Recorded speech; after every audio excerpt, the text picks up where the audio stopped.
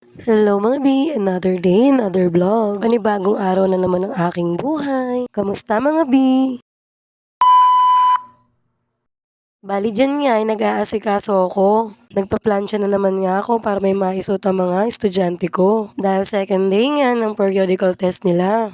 Habang naghihintay nga ng oras ay pinagbabasa ko muna si Nathaniel para ma-perfect na niya ang mga binabasa niya. At kahit papano nga ay marunong na siyang magbasa. Bali ganito nga maiiwan ng bahay pag ako na lang mag-isa, magulo. Mamaya-maya na nga ako maglilinis at kakain na muna kami ni Baby Yona. Hinuhugasan ko nga yung ibabaw ng lata kasi nga maalikabok galing sa tindahan. Eto na nga muna ang uulamin namin ngayon, kasabay ng egg na niluto ko kaninang umaga. Bali yan nga kasi yung inalmusal namin kaninang umaga ng mga bata. Minsan talaga hindi ko sinasabayang kumain ng mga anak ko para naman mabilis silang matapos. At nagpapahuli na lang din akong kumain kung minsan naman ay sinasabay ko pa si Baby Yona kahit nakakain na siya. Food is life din kasi yan. Bali dito nga ay nagliligpit na nga ako ng mga damit na tupiin. At binalik ko na nga yung plancha sa lagayan niya na bag.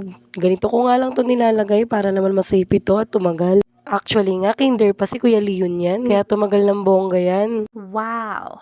Sinave ko na nga rin ulit tong mga gamot na to at nagkakalat nga dahil pinaglalaroan ni Baby Yona. Naglalaro kasi siya ng doktor-doktoran. Baka nga may balak itong magdoktor pagdating ng araw. Ang kulit nga ng pusa na ito at hindi ko alam kung anong hinahanap niya dito. May pasilip pa nga sa camera. Fast forward na nga ang video ko dyan dahil para hindi na kayo mainip. Bali dyan nga ay sinimulan ko na ring maglinis. Mas makakagalaw ka nga naman talaga pag wala nga tao sa bahay. Paglingon ko nga dito ay meron na naman ako nakita mga vitamins na mga pinaglaruan nga ni Yona. Makulit na bata talaga. Dyan nga ay natapos na rin ako dyan banda. At sinimulan ko na nga maghugas ng mga plato. Sana nga sa totoong buhay ay pwedeng ganito kabilis talagang kumilos. Pero syempre walang ganon, hindi tayo robot mga B. Kapag nga naman tahimik kang naghuhugas, marami talagang pumapasok sa isip mo na dapat isipin. Lalo na sa mga problema. Hayaan mo na nga lang mamroblema, problema sa problema. Dahil wala ka namang kausap habang naghuhugas, hindi mo maiwasang mag-isip ng mga bagay-bagay. Bigla ka na lang kasing matutulala.